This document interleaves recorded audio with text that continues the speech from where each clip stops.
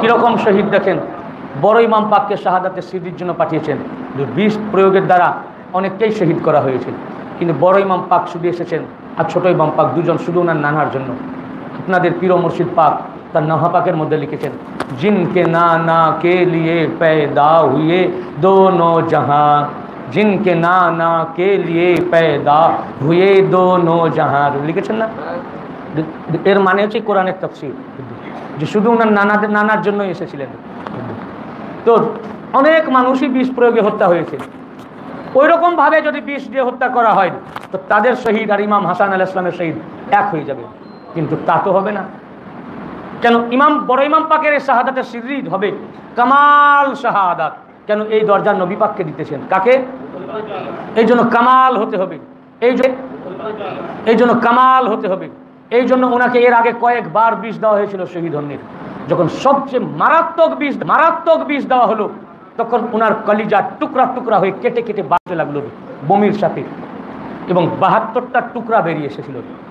এদিকে কারবালায় 72টা জীবন শহীদ হয়েছেন, এদিকে ইমাম পাক, বড় ইমাম পাকের একাই 72টা টুকরা বেরিয়ে এসেছেন।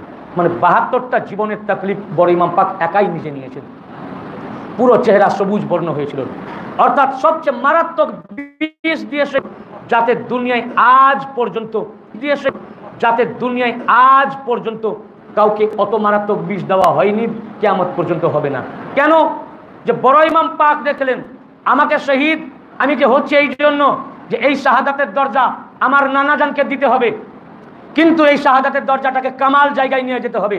আর কামাল জায়গায় ওই শাহাদাত যাবে যে শাহাদাতে জুলুম এবং অত্যাচার এবং কষ্ট সবচেয়ে বেশি। এই জন্য সবচেয়ে অত্যাচার করে, জুলুম করে, অত্যাচারিতভাবে বড় ইমাম পাককে শহীদ করা হয়েছে। অনুরূপভাবে ছোট ইমাম পাক, এবার ছোট ইমাম পাকের শাহাদাত পাকের দিকে আসুন। এর জন্য দায়ী ছিল দুই জাতি। এটা আমি গত এই দুদিন আগের বক্তব্যেও আপনাদের বললাম। এক শামি সিরিয়া, উমাইয়ারা মুয়াবিয়ার জামাত, আর আরেকটি কুফি। মুয়াবিয়ারা ডাইরেক্ট ওনার দুশমন, আর কুফিরা বলতো আমরা আপনার মুহাব্বতকারী। কি বলতো? এই মুহাব্বতকারী বলতো মুখের, এই মুহাব্বতের নাম নিয়ে, এই সুযোগের সন্ধান নিয়ে ওনার ক্ষতি করলো। এই দুই জাতি হাত মিলালো। ইয়াজিদ ওই উবাইদুল্লাহ ইবনে জিয়াদের সাথে কুফিরা হাত মিলিয়ে ইমাম পাককে শহীদ করতে সাহায্য করল। কিভাবে করলো? ইমাম পাক যখন কুফায় আসলেন, যখন তারা জানলো যে উনি কুফায় পৌঁছে গেছেন, ইয়াজিদের হাতে বায়াত হননি, তখন কুফিরা একটা মিটিং ডাকলো। সেই মিটিংয়ের 70 জন কুফি নেতা তারা ছিল। তারা বললো যে আমাদের কি করা উচিত? বলে আমরা ইমাম হুসেনকে সাহায্য করব। বললো ওনাকে ডাকো, আমরা চিঠি দিয়ে ডাকবো। এবং তারা বললো যে আমরা ইমাম মুসলিম বিন আউসাজা তার হাতে হাত রেখে 70 জন ওয়াদা করলো যে আমরা আর উনার বাবাকে যেভাবে ধোকা দিয়েছিলাম এবং উনার বড় ভাই ইমাম হাসান আলাইহিস সালামকে ধোকা দিয়েছিলাম ওইভাবে আর ধোকা দিব না। আমরা মুসলিম বিন আউসাজার হাতে হাত রেখে তারা ওয়াদা করলো যে আমরা ওয়াদা করতেছি আমরা ইমাম হুসাইনের সাথে, এবং তার জন্য আমরা জীবনকে কুরবান করে দেব। এই মিটিং অনুযায়ী তারা ইমাম পাককে চিঠি লিখলো। ইমাম পাক মক্কায় ছিলেন, যে হে ইমাম পাক, আমরা আপনার জন্য আমাদের জীবনকে উৎসর্গ করে দেব, আপনি কুফায় আসুন, আমরা আপনার হাতে বায়াত গ্রহণ করব এবং আপনার সাথে ইয়াজিদিদের বিরুদ্ধে জেহাদ করব। ইমাম পাক চিঠির কোনো জবাব দিলেন না। তখন দ্বিতীয় চিঠি পাঠালো, সেই চিঠিরও জবাব দিলেন না। তৃতীয় চিঠি পাঠালো, তারও জবাব দিলেন না। এইভাবে করতে করতে করতে 150 বেশি চিঠি, কোনো জবাব দিলেন না। কুফিরা দেখলো যখন জবাব দিচ্ছেন না, তখন লাস্ট একটি চিঠি পাঠালো। বুঝেছেন? লাস্ট সেই চিঠিতে খুব কড়াভাবে লিখলো। তাতে লিখলো, হে ইমাম পাক, আপনি যদি আমাদের এখানে না আসেন কিয়ামতের, তাহলে আমরা ইয়াজিদ ও ইবনে জিয়াদের হাতে বায়াত হতে বাধ্য হব, বায়াত গ্রহণ করতে বাধ্য হব। কিয়ামতের দিনে যখন আমাদেরকে আল্লাহ পাক বলবেন যে তোমরা ইবনে জিয়াদের হাতে কেন বায়াত গ্রহণ করেছিলেন, ইয়াজিদের হাতে বায়াত কেন হয়েছিলেন, সেই দিন আমরা বলবো, হে আল্লাহ, যুগের ইমাম কিন্তু উপস্থিত ছিলেন আর আমরা তাকে ডেকেছিলাম, তিনি কিন্তু তার ডাকে আমাদেরকে সাড়া দেননি, তিনি ডাকে আমাদেরকে সাড়া দেননি, সাহায্য করেননি, আসেননি, বিধায় আমরা গুমরা হয়ে গেছি, সেই দিন কিন্তু আপনি দায়ী থাকবেন। এই রকমভাবে চিঠি লিখল। এই চিঠি যখন লিখলো তখন ইমাম পাক বললেন আমি কুফা যাব। আচ্ছা ভাই আপনি বলুন তো, আপনারা হুজুর পাকের মুরিদ, হুজুর পাককে আপনারা চিঠি লিখলেন, হুজুর পাক আপনি বাংলাদেশে আসেন, আপনারা হুজুর পাককে দিয়ে চিন্তা করেন, হুজুর পাক জবাব দিলেন না বা আসতে চাইলেন না, আবার লিখলেন, ফের আবেদন করলেন, কয়েকবার আবেদনের পর যখন বুঝলেন না হুজুর পাকের মর্জি পাক নাই, আপনি কি জবরদস্তি করবেন? আপনি জবরদস্তি করবেন? আপনি যদি মুহাব্বতকারী হন তো আপনি বুঝবেন যে না, নিশ্চয় হুজুর পাকের এখানে না আসাতে ভালাই আছে, উনার মর্জি পাক যখন নাই আমরা চাই না। আমরা কি বলবো, হুজুর পাক আমাদের খুব মন চায় যে আপনি আসুন আমাদের দেশে, কিন্তু আপনার যখন মর্জি নাই তো আপনি আসেন না, আমরাই আপনার কাছে যাব, তাই বলবো না? তো মুহাব্বতকারীর ভাষা কি হবে? আমরাই আপনার কাছে যাব। একবার, দুবার, তিনবার, পাঁচবার, 10 বার, 20টা চিঠি দেওয়ার পরেও যখন তারা দেখলো ইমাম পাক কোনো যদি সত্যিই মুহাব্বতকারী হতো তাহলে তারা বুঝে যেত যে না, ইমাম পাকের মর্জি পাক নাই। টিউবওয়েল বাড়ি বাড়ি পানি বিতরণ করে বেড়াবে না, মানুষের পানির দরকার টিউবওয়েলের কাছে যাবে।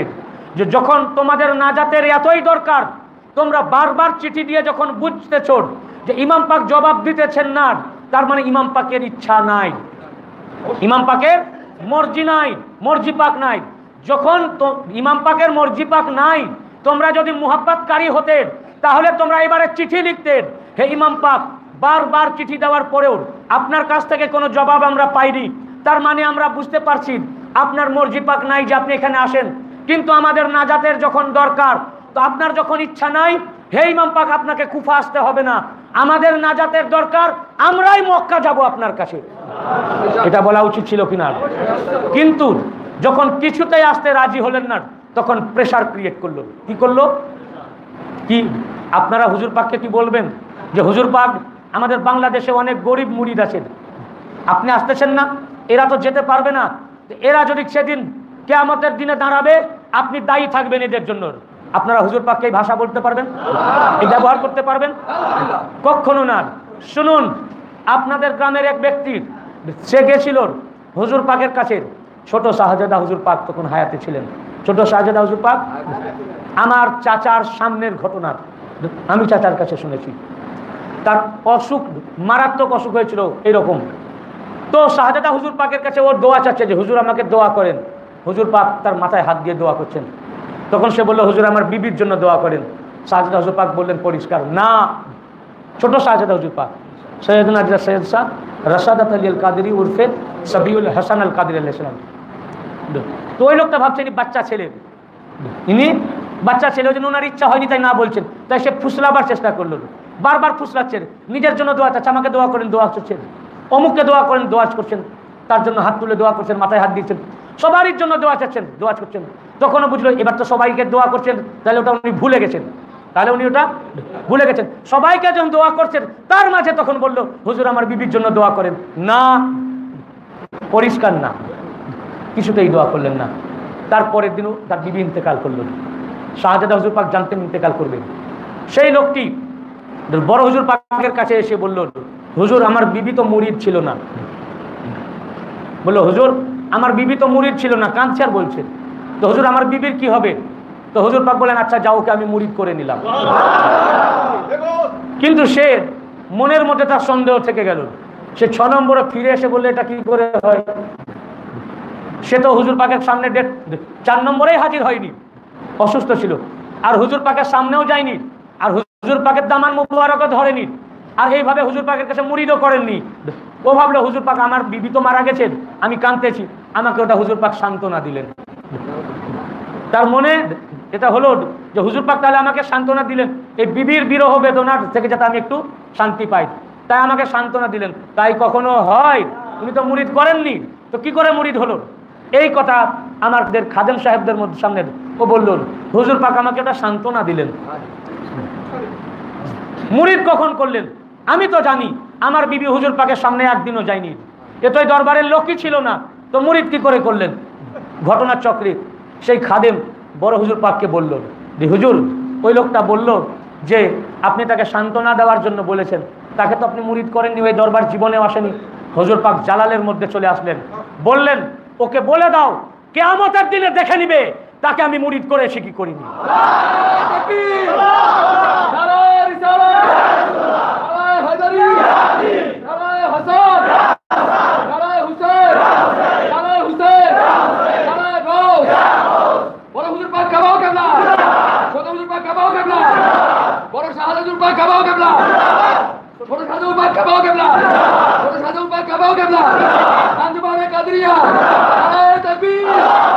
তিনি বাংলাদেশের লোক ছিলেন। হুজুর পাক বললেন তাকে চলে যেতে বলুন, লাশ নিয়ে চলে যেতে বলো। আর কিন্তু ওকে বলে রাখো কিয়ামতের দিনে ও দেখে নিবে, কিয়ামতের দিনে দেখে নিবে আমি ওকে মুরিদ করেছি কিনা। বড় হুজুর পাক এইরকম অনেক উদাহরণ আছে। হুজুর পাক বলেছেন আমি তাকে মুরিদের মধ্যে সামিল করে নিয়েছি। ভাই বড় হুজুর পাকের এখানে আসার প্রয়োজন নাই। যদি এখানে কোনো একজন গরিব দুঃখী বা দুঃখিনী যদি শুধু একবার ইরাদা করে মন থেকে যে বড় হুজুর পাক আপনি আমাকে মুরিদ করেলেন, আমি আপনার মুরিদ, বড় হুজুর পাক ওখানে বসেই তার মুরিদকে কবুল করে নেবেন। তো যেটা বলছিলাম, আপনারা কি কখনো বলবেন যে আপনি দায়ী থাকবেন বাংলাদেশে না আসার জন্য? যদি কোনো ব্যক্তির বা আঞ্জুমানের কোনো লিডার এইরকম ভাবে বড় হুজুর পাককে বলে বা চিঠি দেয়, বুঝতে হবে ওর মধ্যে কোনো কনস্পিরেসি আছে, ঠিক কিনা? তার মানে ও কোনো চাল করে ছলে বলে কৌশলে বড় হুজুর পাককে আনতে চায়, ঠিক কিনা? এই ধরনের কথা বলা মানে কোনো চাল করে ছলে বলে কৌশলে বড় হুজুর পাককে আনতে চায়। যেখানে ইমাম পাক আসতে চান না, বারবার চিঠি দেওয়ার মানে কি? তার মানে বুঝতে হবে আগে থেকেই উমাইয়া ও ইয়াজিদিদের সাথে কুফিরা হাত মিলিয়ে নিয়েছে। যেমন করে হোক আমরা আপনার ভক্ত, এই ভক্তির নাম দিয়ে উনাকে এখানে আনতে হবে। ভক্তির নাম দিয়ে যখন উনি আসতে চাইলেন না, তখন তারা সেই কঠোর ভাষা প্রয়োগ করলো যে কি আপনি দায়ী থাকবেন। কি বললো? আপনি দায়ী থাকবেন কিয়ামতের দিনে আল্লাহর কাছে। এই কত বড় চাতুরি, এই ছল চাতুরি করে ওনাকে নিয়ে আসলো। ভাই ইমাম পাক সবই জানেন, উনি প্রথমে আসতে চাননি প্রথমে, কিন্তু এইভাবে বললে পুরো মক্কা দিল। আমি এই মক্কা থেকে কারবালার ঘটনা পুরা, এই ঘটনা অনেক বড়। যাই হোক, উনি শরীফের দিকে আসছিলেন, পথে কুফা ইমাম পাকের অনেক ভক্তদের সাথে দেখা হয়েছিল। তা ইমাম পাক কুফা আপনি যাবেন না, কারণ তাদের মুখ আপনার দিকে, কিন্তু তরবারি ইয়াজিদিদের দিকে, উমাইয়াদের দিকে। ইমাম পাক ফিরে আসতে পারতেন, কিন্তু বললেন না, আমি যে আল্লাহর দিকে পা বেরিয়েছি, বার করেছি, এ পা আর ফিরে আসবে না। এমনকি আদি গোত্রের এক নেতার সাথে দেখা হলো, তিনি বললেন ইমাম পাক আপনি যাবেন না, কাসেদিয়াতে ইবনে সাদের নেতৃত্বে 5000 সৈন্য মোতায়েন করা হয়েছে আপনার বিরুদ্ধে, আপনি বরং আমার সাথে আমাদের দেশে ফিরে চলুন, আমি আপনাকে 20,000 আমার কম থেকে সৈন্য দিব এবং আপনি আপনার পক্ষ থেকে ইয়াজিদিদেরকে আমরা হত্যা করব। ইমাম পাক তাকে শুকরানা আদায় করলেন, বললেন বহুত শুকরিয়া এই পরামর্শ দেওয়ার জন্য, তুমি ফিরে যাও, কিন্তু আল্লাহর উদ্দেশ্যে যে পা আমি বার করেছি আমি আর ফিরব না। ইমাম পাক এগিয়ে যেতে লাগলেন এবং কারবালা শরীফের জমিনে পৌঁছালেন 2 তারিখ। কারবালায় যখন ওনাদের কাফেলা পৌঁছালো, ওনার ঘোড়া উট আর এক পাও অগ্রসর হলো না, পা তোলে না। ইমাম পাক তখন জিজ্ঞাসা করলেন, জিজ্ঞাসা করো তো এই জায়গাটার নাম কি? রওজাতুশ শুহাদা কিতাবের মধ্যে মোল্লা হোসেন ওয়াইজ আল কাশফি তিনি তার রওজাতুশ শুহাদা কিতাবের মধ্যে লিখেছেন যে লোকেরা বলল এই জায়গাটার নাম মারিয়া। উনি বললেন যে না, খোঁজ নিয়ে এই জায়গার আর, তখন তারা খোঁজ নিয়ে বললেন এই জায়গাটার নাম কারবালা। যখন বললেন কারবালা, ইমাম পাক বললেন কারব ও বালা, এখানে আমাদের দুঃখ আছে, এখানে আমাদের বালা ও মুসিবত। আর বললেন এখানে এখানে আলে মুহাম্মদ আমাদের পুরো পরিবারের মাজারাত হবে, মাজার পাক হবে, আর এখানে আমাদের রক্ত বন্যা বয়ে যাবে। আলী আকবর আলাইহিস সালাম এসে বললেন আব্বা এই ফাল আপনি কোত্থেকে জানলেন? উনি বললেন বাবা একবার সিফিনের যুদ্ধে তোমার দাদা যান। ওনার দাদাকে? আলী আকবর আলাইহিস সালামের দাদাকে? হ্যাঁ, হযরতে আলী। আলী আকবর আলাইহিস সালাম ইমাম পাকের আব্বা, শাহজাদা, ছোট ইমাম পাকের ছেলে। তো আলী আকবর আলাইহিস সালামের দাদা হচ্ছেন হযরতে আলী। তো বললেন তোমার দাদার সাথে এই সিফিনের প্রান্ত যুদ্ধে যাচ্ছিলাম এই কারবালার উপরে, এই জায়গায় উনি আরাম করছিলেন। তোমার বড় চাচা ইমাম হাসান আলাইহিস সালামের জানু মুবারকে মাথা রেখে ঘুমিয়ে গেছিলেন, আমি মাথার দিকে ছিলাম। হঠাৎ হযরত আলী কেঁদে উঠলেন, চিৎকার করে ঘুম থেকে উঠলেন।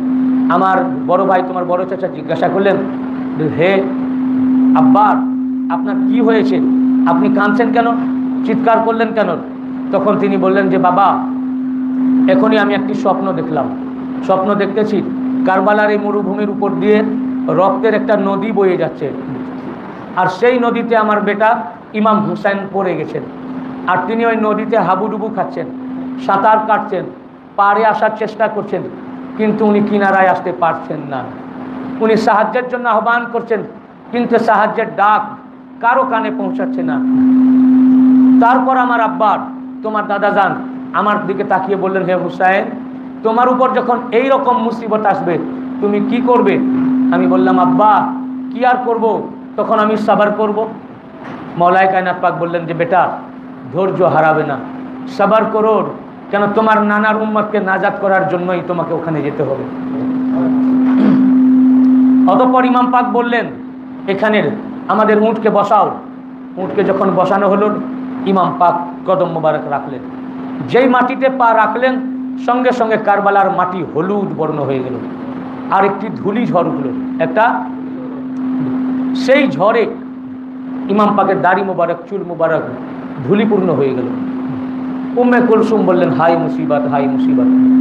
যতক্ষণ আহলে বাইত পাকের সঙ্গী সাথীরা ছিলেন, ততক্ষণ ৭২ জনের মধ্যে ১৮ জন ছিলেন হাশেমি খানদান, ইমাম পাকের আত্মীয় ভিতরে, আর বাকি ৫৪ জন ছিলেন ওনার বন্ধু বান্ধব, আসহাব। ইমাম পাক বলেছিলেন, আমার সাহাবীর মতো সাহাবী দুনিয়ার বুকে হবে না। সর্বপ্রথম ইমাম পাকের পক্ষ থেকে হুর, যে ইমাম পাকের কে অ্যাটাক করতে ধরে নিয়ে যাওয়ার জন্য এসেছিল, সেই হুর ইমাম পাকের সৈন্য দলে চলে আসলো, এবং ইমাম পাকের পক্ষ থেকে হযরতে হুর প্রথম শহীদ হন। তারপরে হুরের ভাই, ওনার ছেলে ও আত্মীয় স্বজনেরা। অতঃপর ইমাম পাকের সঙ্গী সাথীরা একে একে শহীদ হতে লাগলেন। একে একে সমস্ত সাথীরা শহীদ হয়ে যাওয়ার পর আলী আকবর আলাইহিস সালামের, হযরত কাসিম আলাইহিস সালামের টাইম আসলো, আলী আকবরের সময় আসলো। ইমাম হুসেন আলাইহিস সালাম নিজের হাতে আলী আকবর আলাইহিস সালামকে সাজিয়ে দিলেন, ঘোড়ার পিঠে উঠিয়ে দিলেন। আলী আকবর আলাইহিস সালাম যখন যুদ্ধক্ষেত্রে যাচ্ছেন, উনার পুরা চেহারা মুবারক ছিল হুবহু রসুল পাকের মতো। যখন উনি ময়দানে যাচ্ছেন, তারা ভাবছেন নতুন রসুলে আরবি আমাদের সামনে এসেছেন। কে? নবী পাক। যদি নবী পাকের প্রতি বিন্দুমাত্র ঈমান থাকতো, তারা ওনার দিকে তীর চালাতে পারতো না। আলী আকবর আলাইহিস সালাম যখন যুদ্ধের ময়দানে হায়দারি হাঁকলেন, ওনার সামনে কেউ টিকতে পারলো না। ২২,০০০ সৈন্য ওনার থেকে পালালো, ভাগলো, কোনো সৈন্য সামনে নাই। উনি ফিরে আসলেন, ফিরে এসে বললেন, আব্বা আমি খুব পিপাসার্ত, আমাকে এক বিন্দু পানি দান করেন, তো আমি পুরা ইয়াজিদিকে খতম করে দেব। ইমাম পাক বললেন, বেটা হাঁ করো, যেমন নানা জান আমার মুখে তোমার জিহ্বা ভরে দিতেন উনার। আলী আকবর আলাইহিস সালাম হাঁ করলেন। যে হাঁ করলেন, ইমাম হুসাইন আলাইহিস সালাম উনার জিহ্বা মুবারক ভরে দিলেন। যখন জিহ্বা ভরে দিলেন, আলী আকবর আলাইহিস সালাম চুষতে লাগলেন। উনি ছেড়ে দিলেন, বললেন, আব্বা আপনার জিহ্বা তো আমার চেয়েও শুষ্ক, আপনার জিহ্বা তো আমার চেয়েও শুষ্ক, এ তো রস নাই। উনি ফের চলে গেলেন। আবার সৈন্যদল প্রচুর এজিদিকে জাহান্নামে পাঠিয়ে ফের ফিরে আসলেন। বললেন, আব্বা এক বিন্দু পানি পেলে ২২,০০০কে আমি শেষ করে দেব। ইমাম পাক কানে কানে আলী আকবর আলাইহিস সালামের একটি কথা বললেন, বললেন, বেটা তুমি যেভাবে জিহাদ করতেছ, ইয়েজিদি বাহিনী একটাও থাকবে না। আর এটা যদি হয়, তাহলে আমরা কি জন্য এসেছি? বললেন, বাবা আমাদেরকে শাহাদাত তো পেতে হবে, তোমার জালাল কমাও। যে এই কথা কানে কানে বললেন, আলী আকবর ঘোড়াকে দৌড় দিলেন ময়দানের, আর ফিরে আসলেন না। আলী আকবর আলাইহিস সালাম শহীদ হলেন। ওনার শাহাদাত দেখার জন্য টিলার উপরে উঠেছেন, এবং ওনাকে যখন দেখতে পাচ্ছেন না, আর সব সৈন্য ঘিরে ফেলেছেন চতুর্দিক থেকে, উনি চিৎকার করছেন, আলী আকবর, আলী আকবর কোথায়, আলী আকবর কোথায়? ওনাকে খুঁজে পাচ্ছেন না। একটা সময় দেখলেন আলী আকবর আলাইহিস সালামের ঘোড়ার ভিড়ের ভিতর থেকে দৌড়ে ছুটে চলে গেল। তখন উনি বুঝলেন আলী আকবর আর নাই। তারপর আলী আকবর আলাইহিস সালামের জিসমে মুবারক এক জায়গায় পড়ে থাকতে দেখলেন, আর আওয়াজ আসলো, আদরিকনি ইয়া আবা তাহু, হে আমার আব্বা সাহায্য করুন। তখন আওয়াজ শুনে উনি ছুটে গেলেন, দেখলেন আলী আকবর আলাইহিস সালাম পড়ে আছেন, আর ওনার এইখানে একটা নেজা ঢুকে আছেন। উনি বললেন, আব্বা এই নেজাটা আপনি বার করুন। যখন ইমাম হুসেন আলাইহিস সালাম নেজাতে টান দিয়েছেন, আলী আকবর আলাইহিস সালামের পুরা কালিজা মুবারক বেরিয়ে চলে এসেছেন। ইমাম হুসাইন আলাইহিস সালাম ওখানেই আলী আকবর আলাইহিস সালাম শাহাদাত পাক বরণ করেন। ইমাম পাক 18 বছরের বাচ্চা আলী আকবর আলাইহিস সালামকে এইভাবে তুলতে পর্যন্ত পারছেন না। চিন্তা করুন, নিজের ছেলের শহীদ দেখছেন আর নিজের ছেলেকে এইভাবে তুলে তাঁবুতে নিয়ে আসছেন, সব লাশ মুবারককে তাঁবুতে জড়ো করছেন। যখন ওনাকে কোলে নিয়ে তাঁবুতে ফিরে আসছেন, ইবনে আসাকির রেওয়ায়েত করেছেন, কে? ইবনে আসাকির রেওয়ায়েত করতেছেন যে যখন ইমাম হুসাইন কারবালায় যান আসেন, তখন ইমাম হুসাইন আলাইহিস সালামের একটিও চুল সাদা ছিল না। আর যখন আলী আকবর আলাইহিস সালামের লাশ মুবারক নিয়ে তাঁবুতে ফিরছেন, তো ইমাম হুসাইনের একটিও আমি কালো চুল দেখতে পাইনি, সব চুল সাদা হয়ে গেছেন। আমি চিনতে পারিনি। আমি বলি, আমাদের বেটা আলী আকবরের লাশকে কে তাঁবুতে নিয়ে আসে? আপনি কে? ইমাম হুসাইন বললেন যে, হে আমার বোন, করতেছো না, আমি ইমাম হুসাইন। জাইনাব আলাইহিস সালাম বললেন, ভাইয়া আপনি এত তাড়াতাড়ি বুড়ো হয়ে গেলেন কয়েক মিনিটের মধ্যে। বললেন যে, আমার বাবা আলী আকবরের শাহাদাত নিজের চোখে দেখেছি, এরপরেও কি কেউ বৃদ্ধ না হয়ে থাকে? বললেন, আমার মেরুদণ্ড ভেঙে গেছে। হযরতে কাসিম আলাইহিস সালাম বললেন, চাচা ইজাজত দেন, আমি জেহাদে যেতে চাই। বললেন, বাবা আমি তোমাকে যুদ্ধে যেতে দিতে পারি না, কারণ আমার ভাই দুনিয়ায় চলে যাওয়ার পর আমি তোমাকে দেখে আমার ভাইকে দেখার স্বাদ মিটাই, কিছুতেই আমি ইজাজত দিব না। কাসিম আলাইহিস সালাম তাঁবুর মধ্যে বসে এইভাবে মাথার মধ্যে হাত রেখে উনি ক্রন্দন করতেছেন, হাই মুসিবত, আমি কি করি? চাচা তো যেতে দিতে চান না। এমন সময় ওনার খেয়াল হয়ে গেল যে ওনার হাতে তো একটি তাবিজ আছে।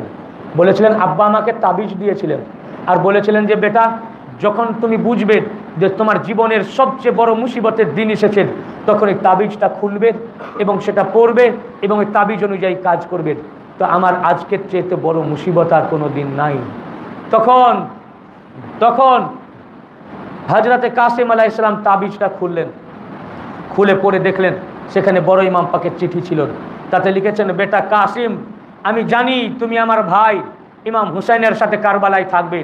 যখন কারবালায় উপস্থিত হবে, তুমি আমার ভাই যুগের ইমাম হযরত হুসাইন আলাইহিস সালামের উপরে তোমার জীবনকে কুরবান করবে। আর আমার ভাইকে বলবে, আমার ভাইয়ের উপরে এটা ওসিয়াত, তিনি যেন তোমাকে এই কারবালায় শাহাদাতের পেয়ালা পান করার সুযোগ করে দেন।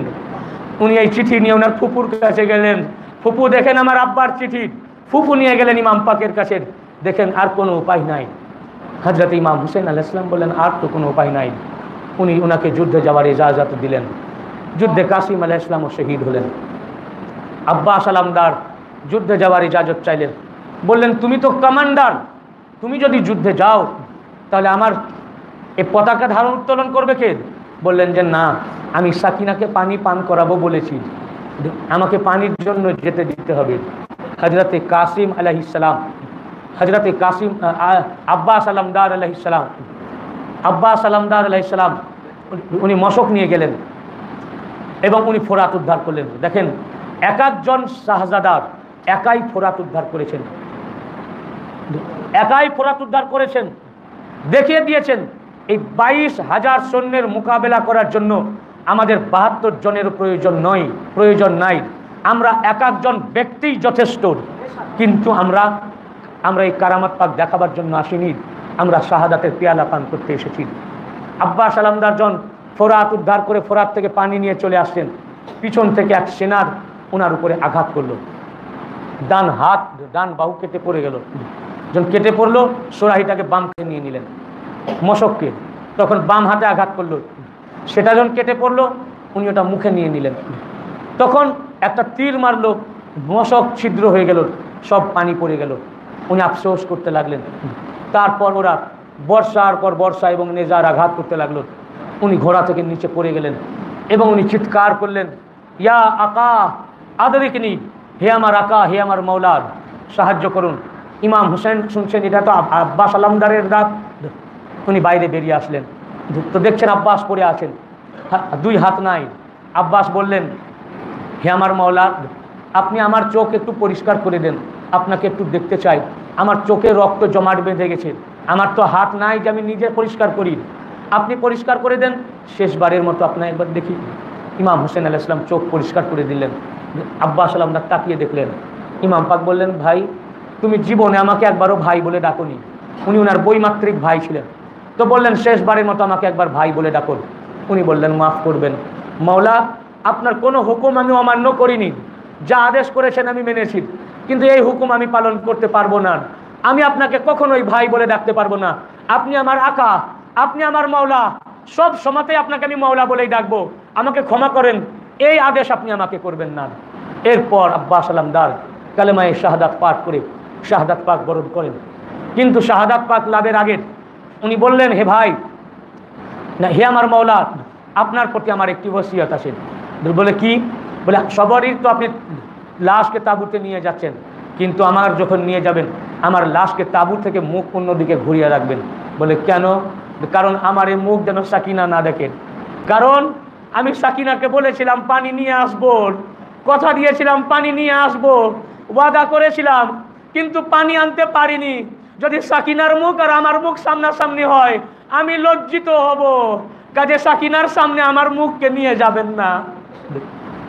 ইমাম পাকের শহীদ যখন হয়ে আব্বাস আলমদার যখন শহীদ হয়ে গেলেন, ইমাম হুসেন আলাইহিস সালাম রণসাজে সজ্জিত হলেন জিহাদে যাওয়ার জন্য। এমন সময় তাঁবুতে কান্নার রোল পড়ে গেল। ফের ছুটে আসলেন, বললেন কি হয়েছে? বললেন, ইমাম পাক আপনি তো যুদ্ধে চলে যাচ্ছেন, এই বাচ্চা 6 মাসের শিশু, 3 দিন তার হুলকুমে এক বিন্দু পানি যায়নি, ইনি অসাড় হয়ে গেছেন, নিস্তেজ হয়ে গেছেন। জাইনাব আলাইহিস সালাম বললেন, যান একবার ওদেরকে বলুন যদি 1 ফোঁটা পানি দেয়। উনার মা বললেন যে, হে ইমাম পাক, ওদেরকে গিয়ে বলুন এই নিষ্পাপ বাচ্চাকে দেখে পানি দিতে পারে। হয়তো ওদেরও অনেকেরই এই বয়সী বাচ্চা আছে, তার নিজের ছেলেকে খেয়াল করে হয়তো একে পানি দিতে পারে। ইমাম পাক বললেন যে, দেখো তোমরা আবেদন করেছো তাই আমি নিয়ে যাচ্ছি, কিন্তু জেনে রাখো আমার বাচ্চাকে এরা পানি দেবে না। ইমাম পাক নিলেন কোলে, ঘোড়ার উপরে উঠলেন। ওনার আহলিয়া পাক শাহরে বানু বললেন, ইমাম পাক একটু দাঁড়ান। একটা চাদর নিয়ে আসলেন, বললেন, ইমাম পাক এত রোদের তাপ, ওই রকম টেম্পারেচার আমাদের এদিকে হয় না, তারপরে মরুভূমির মরুবালি, বললেন লু বইছে, এই মাসুম বাচ্চার এত নরম চামড়ার ঝলসে যাবে, এই চাদরে ঢেকে নেন।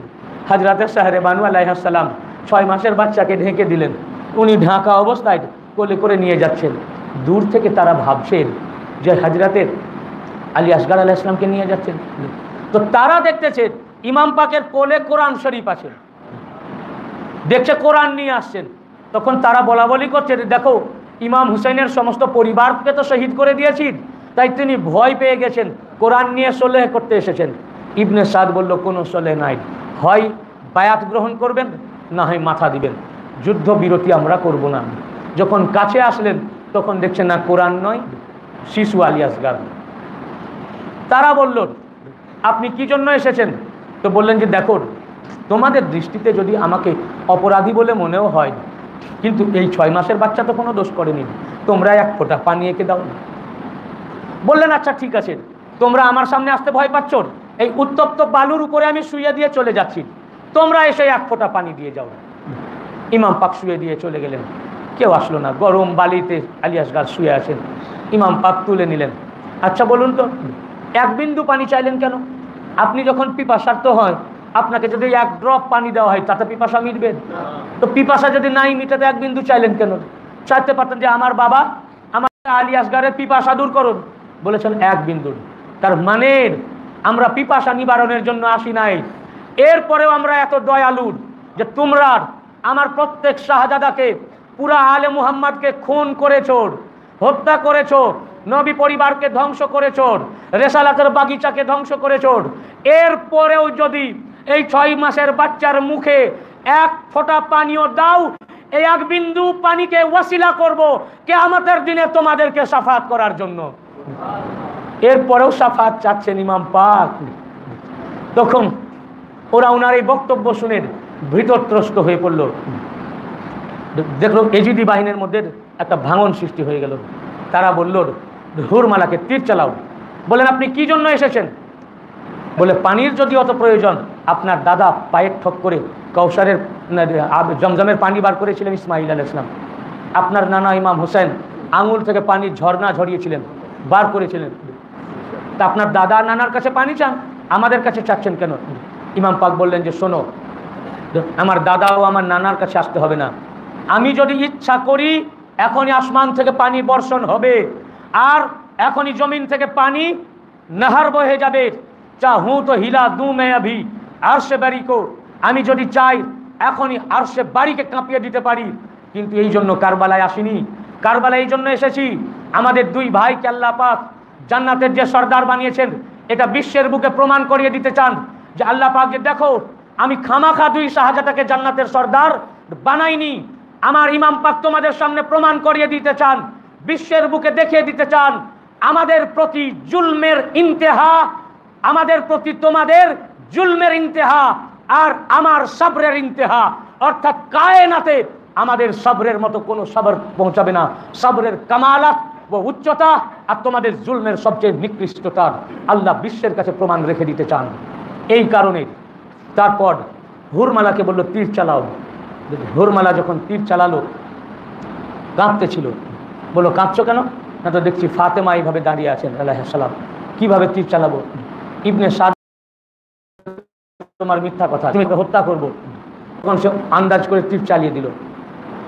একজন তীর চালালো, আলী আসগার আলাইহিস সালাম কোলে লাফিয়ে উঠলেন, আর যে লাফিয়ে উঠলেন সে তীর এসে আলী আসগার আলাইহিস সালামের গলায় বিঁধে গেল, আর গলা ভেদ করে ইমাম পাকের হাতে বিঁধল।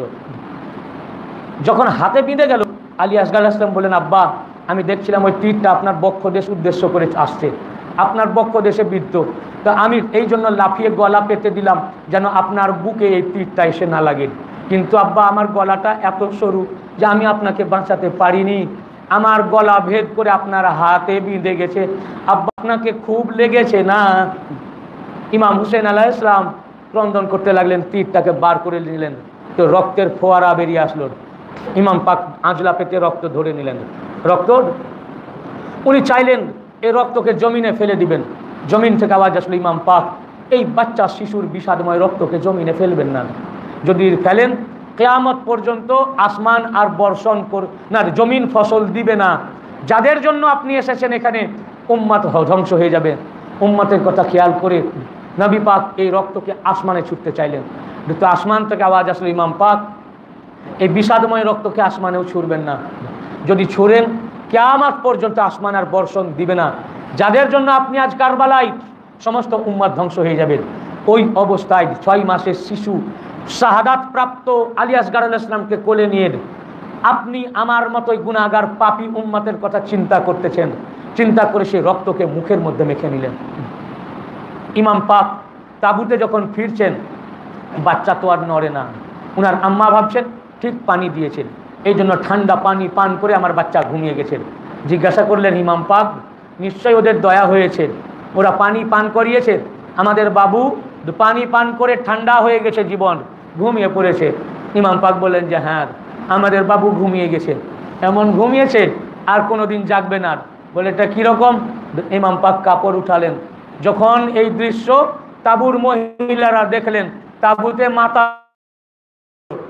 হাজরাতে শাহরে বানুর উনি শাহজাদা পাকের কাছে আসলেন। কার কাছে? আলী আসগার আলাইহিস সালাম। উনাকে বললেন, বাবা তুমি তো শহীদ হয়ে গেছো, দেখো তোমার দাদি যান হযরত ফাতেমা কাউসারের পানি নিয়ে দাঁড়িয়ে আছেন তোমাকে পানি পান করাবার জন্য, কিন্তু আমি তোমার মা তোমাকে ওসিয়ত করছি তুমি কিন্তু পানি খেও না। তোমাকে যখন দাদি তোমার পানি পান করাবেন, তোমার দাদি ফাতেমাকে বলবেন, দাদি আমি কাউসারের পানি ততক্ষণ পর্যন্ত পান করব না, কারণ আমার বাবা ইমাম হুসাইন এখনো পিপাসার্ত, উনি পানি খান নাই, সাকিনা পানি পায় নাই, অতএব আমার বাবা আমার কাছে না আসা পর্যন্ত কাউসারের পানি পান করব না। আমার আব্বা আর আমি আলী আসগার একসাথে পানি পান করব। কেমন মা! একেই বলে মাওয়াদ্দাতুল কুরবা। আল্লাহ তাআলা বলেছেন আমার আহলে বাইতের উপরে তোমাদের জান, আওলাদ, পুরো পরিবার, সন্তান সন্ততিকে কুরবান করে দাও, এরই নাম মাওয়াদ্দা। আমরা মাওয়াদ করতে পারিনি ভাই। ইমাম পাকের আহলিয়া পাক, উনার স্ত্রী শাহরে বানু, হযরতে রুবাব, ইনারা হযরতে যায়েনাব আলাইহিস সালাম, প্রত্যেকের নিজেদের সন্তানকে, আওনা মুহাম্মদকে, কেউ আলী আকবর আলাইহিস সালামকে, কেউ আলী আসগার আলাইহিস সালামকে, নিজের ছেলেকে যুগের ইমাম হুসাইনের নামে কুরবান করে কোরআনের এই আয়াতে মাওয়াদ্দাকে প্র্যাকটিক্যাল বাস্তবায়িত করে গেছেন। বাস্তব রূপ ওনারাই দান করেছেন কোরআন পাকের। ইমাম পাক শাহজাদা পাককে ওনাদের কাছ থেকে নিয়ে তাঁবুর বাইরে এসে বালি খুঁড়ে সেখানে দাফন পাক করে দিলেন। দাফন করে ফিরছেন তো দূর থেকে ঘোড়া উড়িয়ে একজন চলে আসছে। সেই ব্যক্তি যখন সামনে আসলো বললেন, তুমি কে? বললেন, হে ইমাম পাক, আমি মদিনা শরীফ থেকে আসতেছি, আমি আপনার কন্যা ফাতেমার কাসেদ। ফাতেমা সুগরার নাম শুনেছেন ভাই? শুনেছেন? হযরত ফাতেমা সুগরা আলাইহিস সালামকে উনি মদিনায় রেখে এসেছিলেন। বললেন, আপনার মেয়ে ফাতেমা একটি চিঠি দিয়েছেন, এই নিন তার চিঠি। দিয়ে জিজ্ঞাসা করলেন, হে ইমাম পাক, আপনাদের এই দশা কে করল?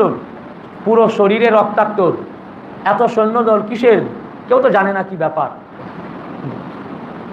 ইমাম পাক সব ঘটনা শোনালেন, ওরা ইয়াজিদি বাহিনী, এবং বললেন আমাদের পুরো পরিবারকে এরা শহীদ করে দিয়েছে।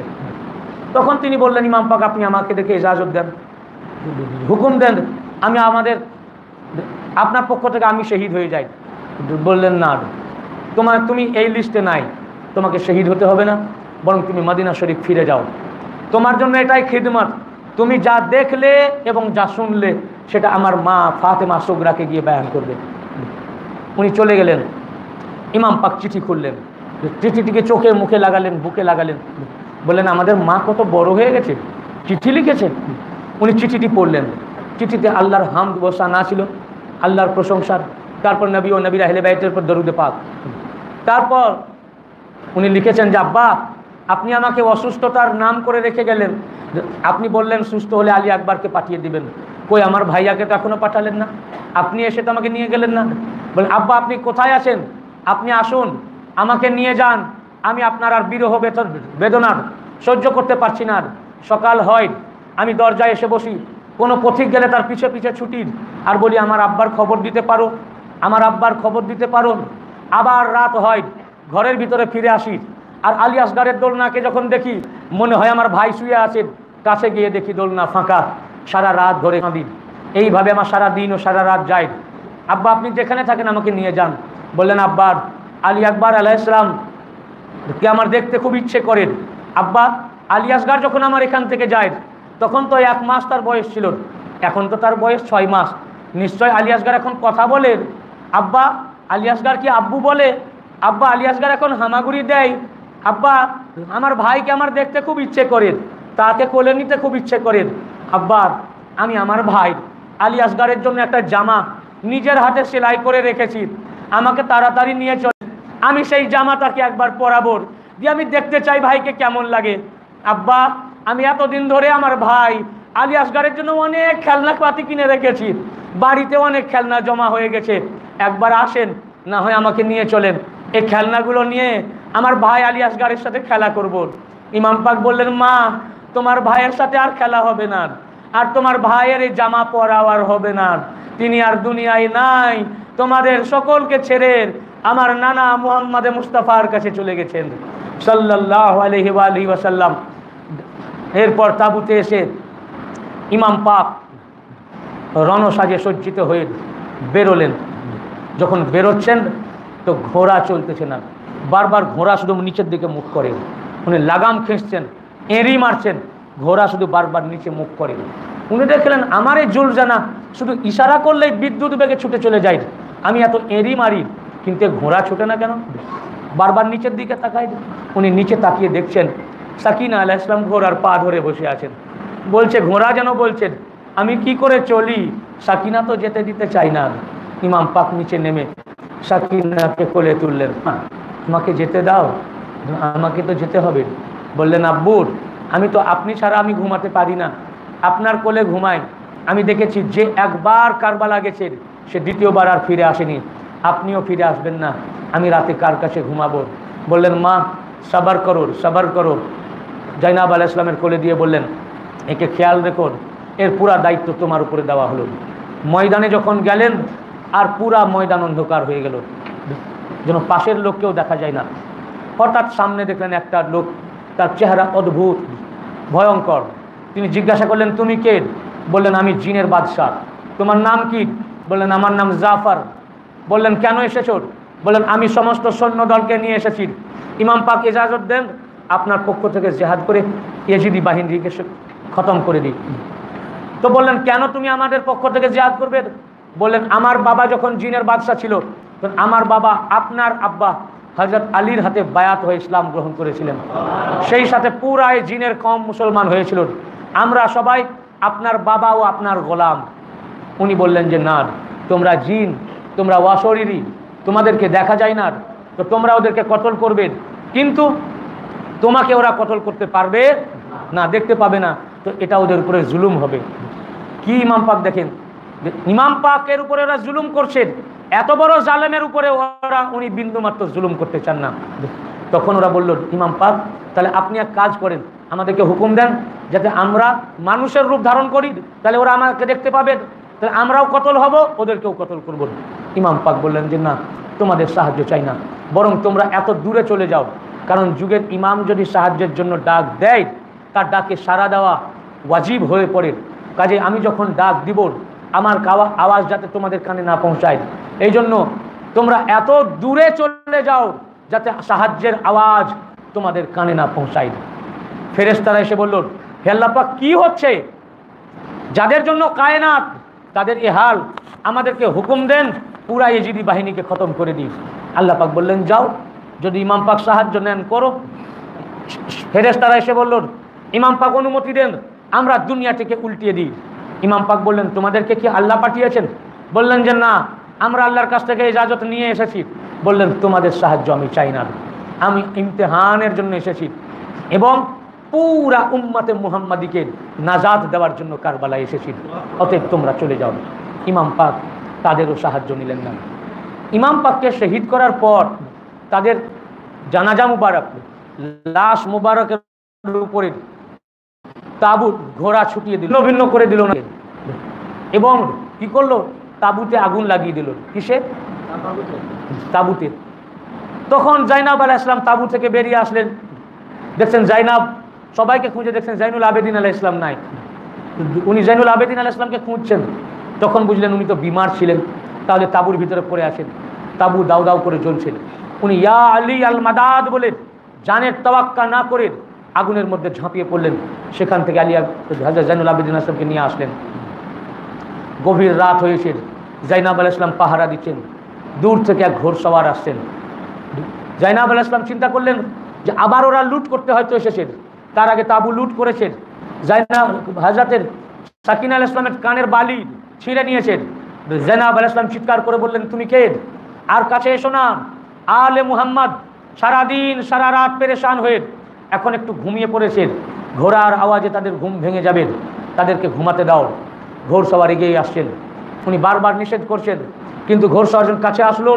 জাইনাব আলাইহিস সালাম লাগামকে ধরে ফেললেন, বললেন, এরপর যদি আগাও আমি আমার মাথার কাপড়কে খুলে ফেলব, আল্লাহর জালাল তোমার উপরে পতিত হবে, এই জমিনের উপরে পতিত হবে। বলেন, তুমি কে? নেকাব পোষ তিনি ছিলেন। বলেন, মুখ খুলে দেখাও তুমি কে? সঙ্গে সঙ্গে মুখটা খুললেন, খুলে বললেন, হে মা, তুমি চিনতে পারছো না, আমি তোমার বাবা আলী এসেছি তোমাকে সাহায্য করতে। বললেন যে, আব্বা, সব শেষ হয়ে যাওয়ার পর আপনি এসেছেন, এখন এসে আর কি হবে? ইমাম হুসেন আর নাই, আলী আকবর নাই, কাসেম নাই, আলী আসগার নাই, পুরা নবীর খানদান শেষ করে দেওয়ার পর এখন কেন এসেছেন? বললেন, মা, হে আমার বেটি, আমি যদি তখন আসতাম তাহলে জিভে আজিম হতো না, নবী পাকের শাহাদাত কামাল জায়গায় যেত না, আমাদের সরদার নবী পাকের মর্যাদা কামাল জায়গায় যেত না। আমার বেটা সার্থক, আমার বেটার উপর ধন্যবাদ শুকরিয়া, এটা একমাত্র আমার বেটাই পারে যে তোমাদের সকলের নবীর মর্যাদাকে কামাল জায়গায় পৌঁছে দিয়েছে এবং ওয়াদা রক্ষা করে আল্লাহ তাআলার কুদরতকেও কামাল জায়গায় পৌঁছে দিয়েছেন। আজ রাসূলে পাক যে সর্বশ্রেষ্ঠ নবী, ইমাম হুসাইনের শাহাদাতের দ্বারা এবং আল্লাহ তাআলা সব কিছুর উপরে যে কাদের, এটাও ইমাম হুসাইনের শাহাদাতের দ্বারা। বললেন, মা, তোমরা ঘুমাও, আমি আলী পাহারা দিব, তুমিও খুব ক্লান্ত ও টায়ার্ড। জাইনাব আলাইহিস সালাম রাত্রিবেলায় হঠাৎ দেখতেছেন সাকিনা নাই। কে নাই? বললেন সাকিনা কোথায় গেল? কুলসুমকে বললেন সাকিনা কই? বললেন ওনাকে তো পাওয়া যায় না। রাতের অন্ধকারে খুঁজতে বের হলেন। খুঁজতে খুঁজতে খুঁজতে খুঁজতে অনেকক্ষণ পর দেখছেন ইমাম হুসাইন আলাইহিস সালামের জিসমা তাহার, ওনার সার মুবারক নাই, বুকের উপরে শুয়ে সাকিনা ঘুমিয়ে আছেন। জাইনাব আলাইহিস সালাম তুলে নিয়েছেন, তুলে বললেন মা তুমি এক গভীর রাতে এত দূরে? বললেন রাম ফুফুর, আমি আব্বা আব্বা আব্বা করে চিৎকার করছিলাম আর খোঁজ করছিলাম। যখন আব্বা আব্বা করে কাঁদছিলাম তখন আওয়াজ আসতে লাগলো এই দিক থেকে, সাকিনা আমি এইদিকে, সাকিনা আমি এইদিকে, এদিকে এসো সাকিনা আমি এইদিকে। আব্বার আওয়াজকে অনুসরণ করতে করতে এসে দেখি আব্বার জিসমা তাহার পড়ে আছে, ওনার মাথা নাই, হাতও নাই। আব্বার কাছে আমি সব অভিযোগ করেছি। ফুফু আমি আব্বাকে বলেছি যে আমাদের তাঁবুতে আগুন লাগিয়ে দিয়েছে, আব্বাকে বলেছি আমার ফুফুকে প্রহার করেছে, আমার আব্বাকে বলেছি আব্বা দেখেন আমার কানের দুলকে এরা ছিঁড়ে নিয়েছে। আব্বা আমার সব অভিযোগ শুনেছেন। আব্বার হাত নাই তবু আদর করেছেন, আব্বার মাথা নাই কিন্তু কথা বলেছেন। আমাকে একটি কথা বলেছেন, আব্বার আদর খেতে খেতে আমি ঘুমিয়ে পড়েছি বুকের উপরের। আব্বা বলেছেন মা সাকিনা তোমাদের এখন সবরের টাইম এসেছে, আর অভিযোগ করো না, কারণ যদি একটু ধৈর্যহারা হয়ে যাও, যাদের জন্য আমি কারবালায় এসেছি আমার নানার সমস্ত উম্মাত ধ্বংস হয়ে যাবে। সবর করো। আমার আব্বার সবরের বাণী শুনেন ওনার বুকে আমার ঘুম এসে গেছে। তবে একটি কথা আপনাকে বলতে বলেছেন, তিনি বলেছেন যে হে আমার মা সাকিনা তুমি তোমার ফুফি জাইনাবকে বলে দিও তিনি যেন সমস্ত উম্মতকে জানিয়ে দেয় তাদের উপর যখন কোনো জুলুম আসবে তো আমার জুলুমকে খেয়াল করেন। তার কারণ পৃথিবীতে যত বড়ই জুলুম হোক আমার ইমাম হুসেনের জুলমের চেয়ে বড় জুলুম কোনো জুলুম হতে পারে না। তখন ওই মজলুম ব্যক্তি যদি আমার জুলুমকে খেয়াল করেন একটু সে শান্তি পাবে, একটু সে শান্তি পাবে। যখন কেউ আমার উম্মাদ ভুকা থাকবে, আমার আলী আকবর সাকিনা পুরো আলে মুহাম্মদের ভুকাকে খেয়াল করবে। যখন আমার নবীর উম্মাদ ঠান্ডা পানি পান করবে, হে জাইনাব তুমি সমস্ত উম্মাদকে এটা বলে দিও যখন তারা ঠান্ডা পানি পান করবে তখন তারা যেন আমার পেয়াসকে খেয়াল করে। ইমাম হুসেন আলাইহিস সালাম বলেছেন ভাই এটা তো আমরা জানি না, হুজুর পাকরাই জানেন। আমার বড় হুজুর পাক কেবলাও কাবার আমি শুনেছি তিনি পানি ঠিক মতো পান করেন না। ডাক্তার বলেন যে ওনাকে বেশি বেশি পানি খেতে হবে, উনি পানি পান করতে চান না। কেন করেন না উনি জানেন। এমনকি ওনার এক খাদেম যিনি ওনাকে দেখভাল করেন বা ওনাকে ওষুধ পান করান, উনি হয়তো ওষুধ খাবেন বলে পানি চেয়েছেন, সে খাদেম আমাকে নিজে বলেছেন আমি দেখলাম উনি তো পানি খাচ্ছেন না, এটা একটা বাহানার। সেই বাহানাই বলে আমি গ্লাস ভর্তি করে পানি দিয়ে দিয়েছি, তাহলে পানি খাবেন একটু বেশি করে দিয়ে দিয়েছি। যখন উনি দেখেছেন হাতে দিয়েছি উনি দেখে আমাকে এক ধমক দিলেন, তোকে কে পানি বেশি দিতে বললো?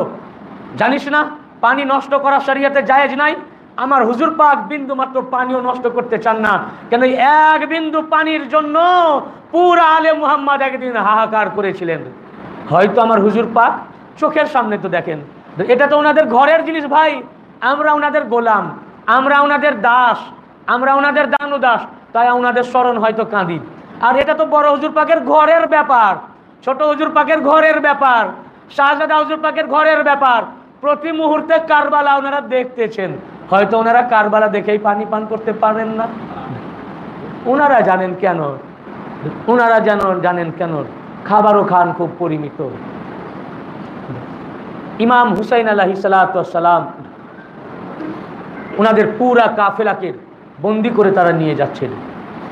বন্দি করে যখন নিয়ে যাচ্ছেন এই কাফেলা, তো একটি ঘটনা আমি আপনাদের শোনাই, রাত হয়ে গেছে, অনেক ঘটনা ঘটেছে যাওয়ার পথে।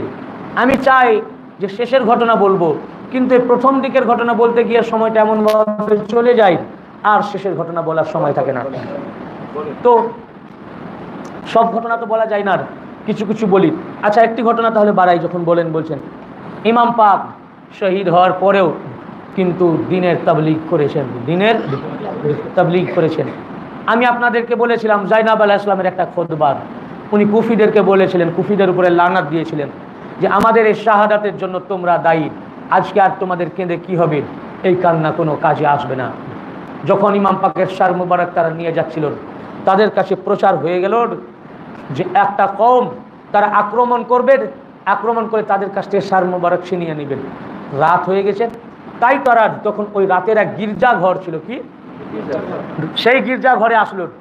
এসে তারা বলল যে আমরা আশ্রয় চাই। কারা শহীদ করেছে ভাই? যারা নিয়ে যাচ্ছে না সার মুবারক বর্ষায় গেছে, তারা কারা? তারা কারা?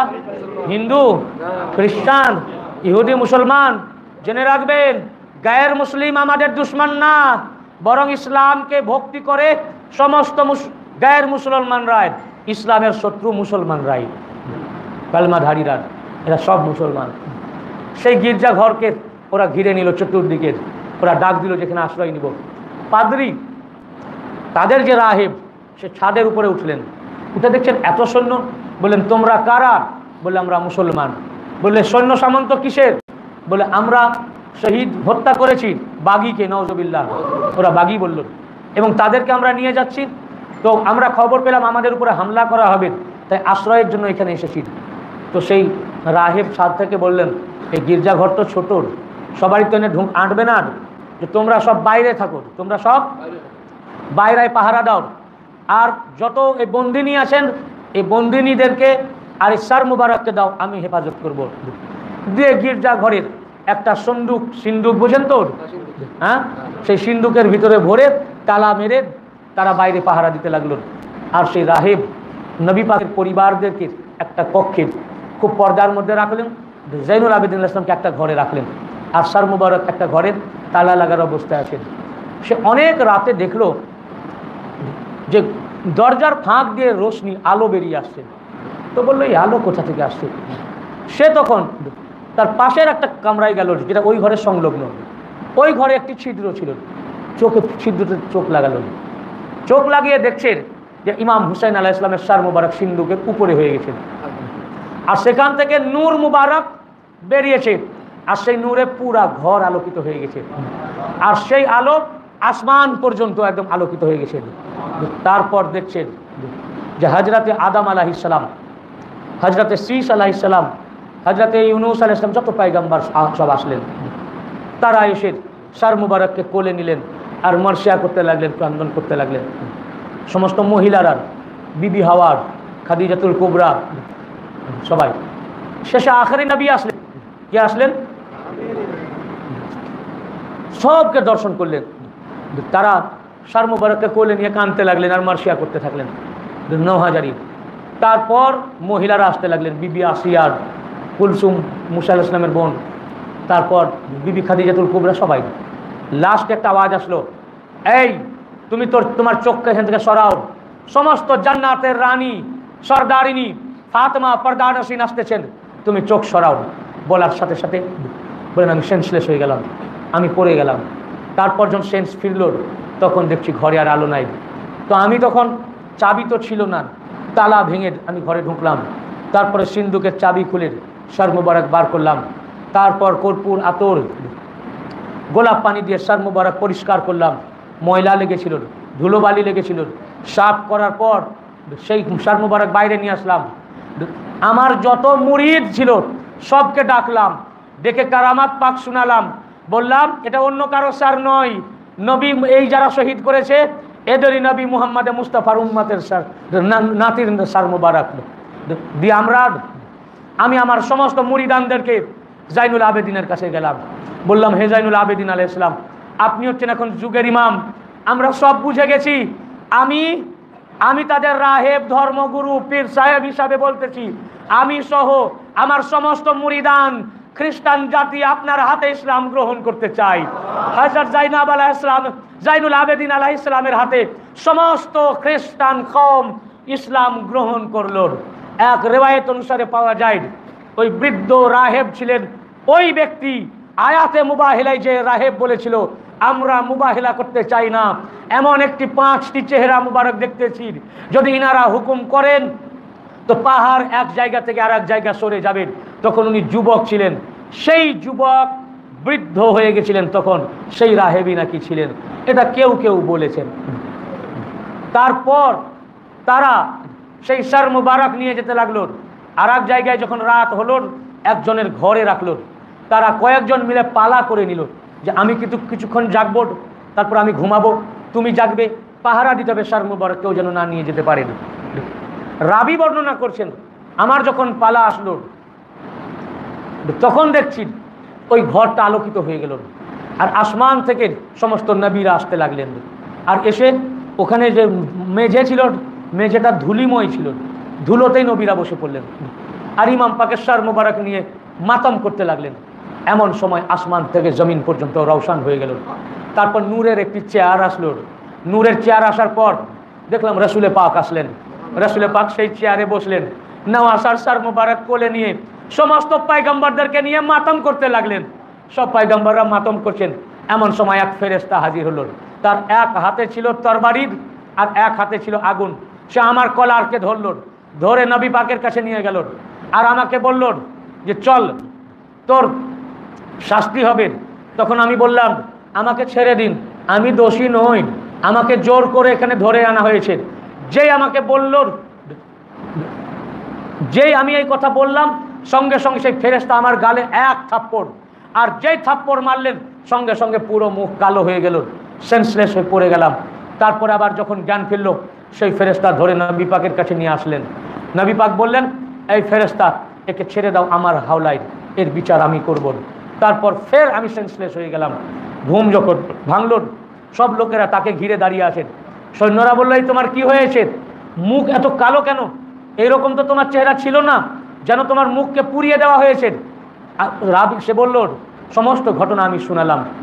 এই ঘটনা শুনে ওই এলাকায় যত ইহুদি ছিল এবং নাসারা ছিল সমস্ত জাতি ইমাম পাকের সার মুবারকের কাছে এসে কালেমা পড়ে মুসলমান হয়ে গেল।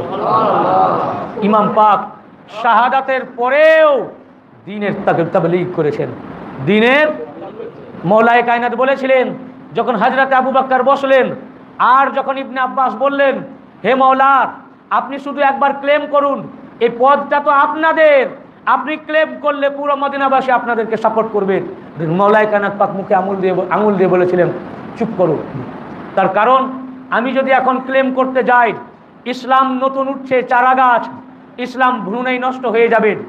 আরেকটি কথা বলেছিলেন এরা দুনিয়াদারির জন্য এসেছেন, আজ যদি আমি ক্লেম করি তাহলে এরা যেহেতু পদ পাবে না তাই এরা যেখান থেকে এসেছে ওইখানেই ফিরে যাবে। তার মানে এরা কোত্থেকে এসেছিল, আগে কোথায় ছিল, কুফরি ও শিরকে ছিল না, সবাই মূর্তি পূজা করত। অর্থাৎ মওলায়ে কায়নাত পাক এটাই বললেন আজ যদি আমি ক্লেম করতে যাই তো এরা যেহেতু স্বার্থ মিটবে না তাই তারা আবার যেখান থেকে এসছে ওখানে ফিরে যাবে। মানে ইশারা হলো এই যে আবার তারা কুফর ও শিরকের দিকে চলে যাবেন। কিন্তু আমাদের কাজ এটা নয় কাউকে কুফরের দিকে ঠেলে দেওয়ার, কাউকে শিরকের দিকে ঠেলে দেওয়া, বরং আমরা এসেছি ইসলামকে রক্ষা করার জন্য, দুনিয়াদারির জন্য আসিনি, খেলাফতের লোভে আসিনি, দুনিয়া আমরা চাই না। হে ইবনে আব্বাস জেনে রাখো আজকে আমি বুঝে গেলাম হক, আজ ইসলাম হক থেকে সরে গেল, না হক জায়গায় চলে গেল। এই যে সরলো, সরতে সরতে সরতে কিয়ামত পর্যন্ত আসল জায়গা থেকে এত দূরে সরে যাবে, ইসলাম দুনিয়ায় থাকবে না, খুব কম মানুষ ইসলামে থাকবেন। এই জন্য আজকে আমরা ডিসাইড করে নিয়েছি আমরা গদির জন্য আসি নাই, খেলাফতের জন্য আসি নাই, আমরা ইসলামের জন্য এসেছি। ইসলাম আমাদের ধর্ম, আমাদের নবী, আমাদের খোদা, আমাদের, এখন আমাদেরকে জীবন দিয়ে ইসলামকে রক্ষা করতে হবে।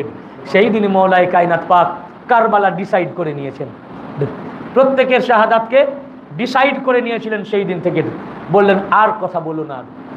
বুঝতে পেরেছেন কি প্রসঙ্গে বললাম কথাটা, কি একটা প্রসঙ্গে বললাম বটে, আমি স্লিপ অফ মাইন্ড হয়ে গেলাম।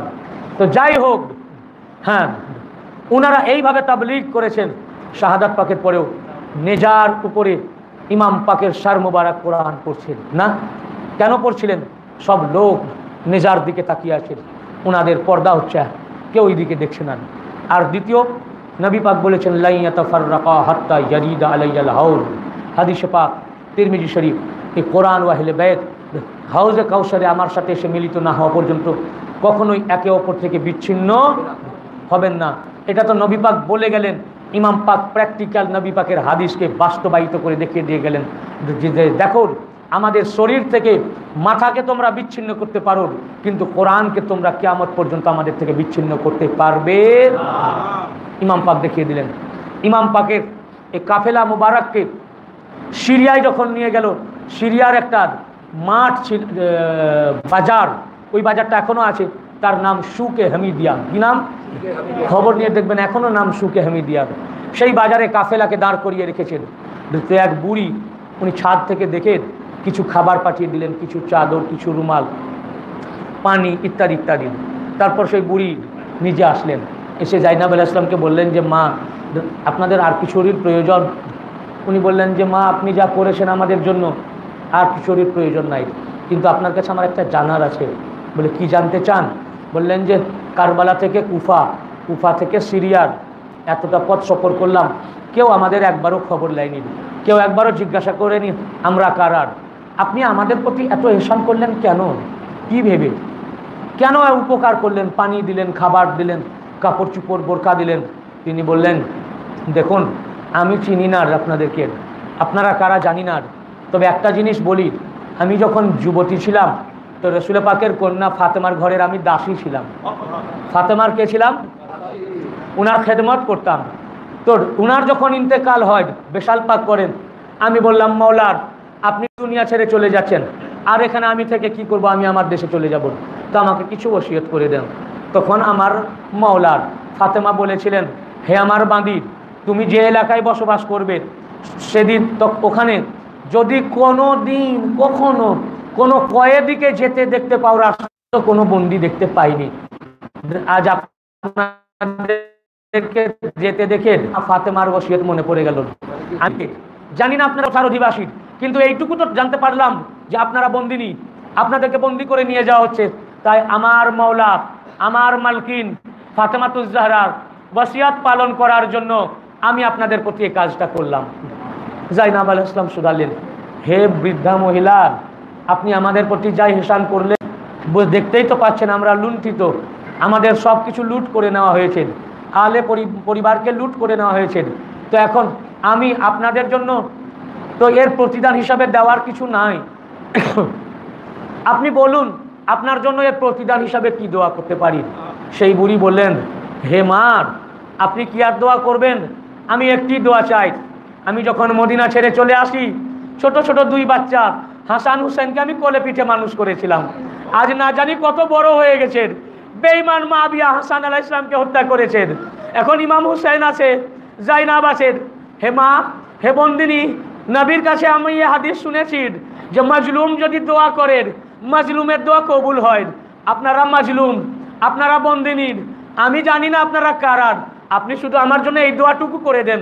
আমি যখন মদিনা থেকে সিরিয়ায় আসি তখন ছোট ছোট দুই বাচ্চাকে রেখে এসেছিলাম, একটির নাম হাসান আর একটির নাম হুসেন, তাদেরকে কোলে পিঠে আমি মানুষ করেছি। আর একটা ছোট বাচ্চিকে রেখে এসেছিলাম, তার নাম জাইনাব, তাকে দেখতে খুব সুন্দর ছিল, তাকে আমি কোলে নিয়েছি, তাকে খাইয়েছি, তাকে পড়িয়েছি, তাকে মানুষ করেছি। আজ তারা কোথায় আছেন? মদিনার না মক্কায়? আমার কাছে কোনো খবর নাই। হে মাজলুমা, হে বন্দিনী, আপনি শুধু দোয়া একবার করে দেন, যে বাচ্চা হুসাইনকে আমি কোলে পিঠে মানুষ করেছিলাম তিনি আজ না জানি কত বড় হয়েছেন, একবার দোয়া করেন যেন মৃত্যুর আগে তার একবার জিয়ারত আমি করতে পারি।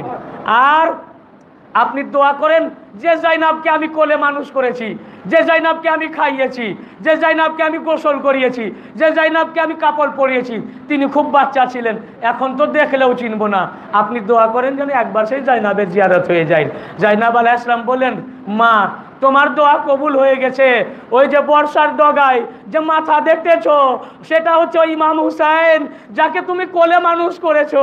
আর তুমি আজ যার সামনে দাঁড়িয়ে কথা বলতেছো, এটা হচ্ছে তোমার সেই জাইনাব, যাকে তুমি কোলে মানুষ করেছো। এই কথা শুনে সেই বৃদ্ধা মাথা চাপড়াতে লাগলেন, মাতম করতে লাগলেন, লানাত দিতে লাগলেন। বললেন, লানাত ইয়াজিদের উপর। ইয়াজিদের দরবারে যখন উনাদের জানাজা সার মুবারক নিয়ে যাওয়া হলো, তাস্তে ওনার সার মুবারক সামনে হাজির করা হলো, সাথে এক ইহুদি ছিল, একজন ইহুদি। সেই ইহুদি জিজ্ঞাসা করলো ইয়াজিদকে, যেটা কার মাথা? ইয়াজিদ বলল হুসাইনের। ইহুদি জিজ্ঞাসা করলো হুসাইন কে? বললো মুহাম্মাদুর রাসূলুল্লাহর নওয়াসাব সাল্লাল্লাহু আলাইহি ওয়াসাল্লাম, নাতি। বললো মুহাম্মদ কে? না তো মুহাম্মদ হচ্ছেন আমাদের পায়গম্বর। যখন এই কথা বলল, সেই ইহুদি ক্রন্দন করতে লাগলো, বলল ধিক তোমার ইসলামের উপরে। শুনে রাখো ইয়াজিদ, আমাদের গির্জা ঘরের, আমাদের উপাসনালয়ের, আমাদের নবী মুসা আলাইহিস সালাম যে বাহন ব্যবহার করতেন, যে ঘোড়া, সেই ঘোড়ার পায়ের খুরের একটা নাল সংরক্ষণ করে রাখা আছে। প্রত্যেক বৎসর আমরা মেলা করে, উৎসব করে সমস্ত ইহুদি জাতির ওই ধর্মঘরে যায়। ওই গৃহে গিয়ে আমার নবীর তো আওলাদ নাই, কিন্তু নবীর যে জানোয়ার ছিল, সেই জানোয়ারের পায়ের খুরের নালের আমরা এত ইজ্জত করি। আর বেশি দিনও হয়নি, 50 বছরের মধ্যেই তোমরা তোমাদের নবীর আওলাদকে কতল করে দিলে। ধিক তোমার ইসলামের উপর। এই বলে লানত দিতে দিতে সেই ইহুদি ইয়াজিদের দরবার থেকে বেরিয়ে গেল। সেখানে ছিলেন খাতুনা তাহার পাকের এক বাঁধি, তার নাম ফিজ্জার। তিনি হাবসি কওম থেকে ছিলেন। তিনি যখন বেয়াদবি করার জন্য, আমি যাচ্ছি না সে কি বেয়াদবি করার জন্য যখন সাকিনা আলাইহিস সালামের দিকে আসলো, তখন সেই ফিজ্জা বুড়ি হয়ে গেছিলেন। খাতুনে জান্নাত পাকের বাঁধি ছিলেন। কোরআনের আয়াত পাক নাজিল হয়েছিল পাঞ্জাতন পাকের সাথে, তো এর মধ্যে উনিও শামিল ছিলেন। সূরা দাহরের আয়াত ওয়ায়ুতমুনা তামা আয়াত আছে না, ওই আয়াতের ব্যাখ্যায় ওয়ায়ুতমুনা তামা আলা হুব্বিহি মিসকিনা ওয়া ইয়াতীমা ওয়া আসীরা ইন্নামা নুতঈমুকুম লিওয়াজহিল্লাহি লা নুরিদু মিনকুম জাযাআন ওয়ালা শুকুরা। এই আয়াত যাদের শানে পাঞ্জাতন পাক, তার ভিতরে ফিজ্জাও শামিল ছিলেন। সেই ফিজ্জা তখন বুড়ি হয়ে গেছিলেন, হাবসি কম থেকে ছিলেন। হাবসি মানে তারা কালো, একেবারে কয়লার মতো দেখতে। তো যখন বেয়াদবি করার জন্য আসলো, তখন সেই বুড়ি হাবসির জালালের সাথে একবারে সোজা হয়ে দাঁড়িয়ে গেলেন আর বললেন যে খবরদার, এরা আলে নবীর পরিবার, নবী পরিবারের আহলিয়ার, এদের দিকে আগাবে না। আর ইয়াজিদের উপরে লানত দিতে লাগলেন। যখন লানত দিল, তখন ইয়াজিদ বলল, এই বুড়ি, তুই যদি আমার উপর গালিগালাজ করিস, তোকে এক্ষুনি কত তোর দেহ থেকে মস্তককে বিচ্ছিন্ন। ইহুদি যে ফিজ্জা ছিলেন হাবসির ভিতর থেকে, আর হাবসি সৈনিক তারা ইয়াজিদের বডিগার্ড ছিল। সঙ্গে সঙ্গে ইয়াজিদের বডিগার্ড যত হাবসি ছিল 500 সৈন্য সব ইয়াজিদের কাছ থেকে সরে এসে ওই বুড়িকে ঘিরে ফেলল। ঘিরে বলল, এই ইয়াজিদ, এই বুড়ি হচ্ছেন আমাদের হাবসি কওমের মা। কি বললেন? আমাদের হাবসি কওমের মা। যদি এই আমাদের এই মায়ের দিকে চোখ তুলে তাকাও, মুহূর্তের মধ্যে ইয়াজিদ তোমার দেহ থেকে মস্তককে বিচ্ছিন্ন করে দিব।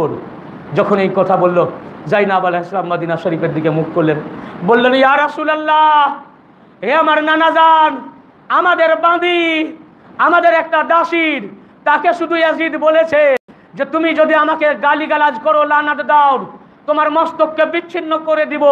তাতে পুরা হাবসি কওম থেকে 500 তরবারি উঠে দাঁড়িয়ে গেল তা আমাদের এই দাসীকে রক্ষা করার জন্য। আর হে মুহাম্মদ, হে আমার নানাজান, তোমার পুরো পরিবারকে লুট করা হয়েছে, তোমার ছেলেদেরকে শহীদ করা হয়েছে, পুরা আলে নবীকে কতল করা হয়েছে। একটাও তরবারি নাই ইয়া রাসূলুল্লাহ তোমার পক্ষে, যে আলে নবীর পক্ষ থেকে দাঁড়াবে ইয়াজিদের বিরুদ্ধে। কিন্তু দাসীর পক্ষেও 500 সৈন্য দাঁড়িয়ে গেছে। জাইনাব আলাইহিস সালাম এইরকম ভাবে ক্রন্দন করলেন। সেই দিন জুম্মার খুতবায় জাইনুল আবেদিন আলাইহিস সালাম ইমাম পাক ছিলেন, উনি খুতবা দিলেন। সেই খুতবার মধ্যে যখন আজান হচ্ছিল, যখন বলল আশহাদু আল্লা ইলাহা ইল্লাল্লাহ মুয়াজ্জিন, ইমাম পাক বললেন, ইয়া ইয়াজিদ, তুই এই তৌহিদকে মিটাতে চেয়েছিলিস, দেখ তুই ভেবেছিস যে আমাদের পুরা পরিবারকে শহীদ করে দিয়ে তৌহিদকে দুনিয়ার বুক থেকে মিটিয়ে দিয়েছিস, যার কারণেও কাবা হামলা করেছিল। এই ঘটনা আমি আপনাদের আগে বলেছি, শুনেছেন না? বলি নাই আগে? এই ঘটনার দিকে যাচ্ছি না। মদিনা হামলা করেছিল, কাবা হামলা করেছিল। তো বললেন, ইয়াজিদ, তুই ভাবছিস নবীর পুরো পরিবারকে হত্যা করে দিয়ে দুনিয়ার বুক থেকে তৌহিদ মিটিয়ে দিয়েছিস, কিন্তু দেখ আজ আমার বাবা ইমাম হুসাইন আলাইহিস সালাম সহ আমাদের পুরা পরিবারের 72 জন শাহাদাতের বিনিময়েও আজ তোর মসজিদ থেকেও আল্লাহর তৌহিদ বাণী প্রচারিত হচ্ছে। আশহাদু আল্লা ইলাহা ইল্লাল্লাহ। আজ আমার বাবা ইমাম হুসাইন নিজের জীবন দানের মাধ্যমে প্রমাণ করে দিলেন, ইয়াজিদিয়াত মুর্দাবাদ, হুসাইনিয়াত জিন্দাবাদ। আজ ইমাম পাকের শাহাদাতের পরেও তৌহিদ জিন্দা আছে, তৌহিদ। তারপর মুয়াজ্জিন যখন বলল, আশহাদু আন্না মুহাম্মাদুর রাসূলুল্লাহ সাল্লাল্লাহু আলাইহি ওয়াসাল্লাম। তখন ইমাম পাক বললেন যাইনুল আবেদিন আলাইহিস সালাম, এই ইয়াজিদ, তুই চিন্তা করে দেখ, আমার বাবা ইমাম হুসাইনকে শহীদ করার পরও আজ প্রত্যেক মসজিদের মিনার থেকে তোর বাবার নাম উচ্চারণ হয় না, আমার বাবা, আমার নানার নাম না তোর নানা। দেখ আজ ইমাম হুসাইন পুরা আলে নবীকে শহীদ করে দেওয়ার পরেও কেউ ইয়াজিদের নাম লাই না, মুয়াবিয়ার নাম লাই না, আবু সুফিয়ানের নাম লাই না, বরং শাহাদাতের পরেও আজ সিরিয়ার মসজিদের প্রত্যেক মসজিদের মিনার থেকে আমার নানা মুহাম্মদে মুস্তাফার নাম জাগরিত হচ্ছে। আজ আমার বাবা ইমাম হুসাইন আলাইহিস সালাম নিজের জীবন দিয়ে প্রতিষ্ঠা করে দিলেন, দেখ ইয়াজদিয়াত মুর্দাবাদ, হুসাইনিয়াত জিন্দাবাদ, কিয়ামত তক মসজিদের মিনার থেকে আমারই নানা মুহাম্মাদের নাম উচ্চারণ হবে।